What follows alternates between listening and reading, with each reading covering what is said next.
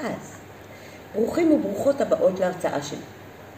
הרהורים בעקבות האפולוגיה של סוקרטס מאת דוקטור אורלי לב. אז כפי שידוע לכם, הערב אנחנו נהרהר ביחד אודות משפטו המפורסם של סוקרטס, שנערך אי שם במאה החמישית לפני הספירה.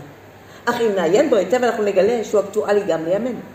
ובכן, גבירותיי ורבותיי, ביוונית אפולוגיה זוהי התנצלות, והתנצלות זוהי אפולוגיה. אני מאוד מקווה שכולכם קראתם את הטקסט ונשלח אליכם במייל. מי לא קרא את הטקסט מוזמן להרים את ידו? מי כן קרא את הטקסט מוזמן גם כן להרים את ידו. אני מזכירה לכם, הטקסט נשלח אליכם במייל ביום א' שבוע שעבר, בשעה 17:00 בדיוק. אני מצפה לתשובה עניינית ומושכלת, כן? אני רואה שאתם שותקים. אז לא נורא. אנחנו פשוט נקרא את הטקסט ביחד, צעד אחרי צעד. כי את הטקסט של סוקרטס, גבירותיי ורבותיי, יש לקרוא כמה וכמה פעמים, ולפחות פעם אחת בשנה. כי בכל פעם שקוראים את הטקסט של סוקרטס, מגלים תובנה חדשה, פרשנות חדשה, ועל אף שנכתב במאה החמישית לפני הספירה, הוא עדיין אקטואלי גם לימינו.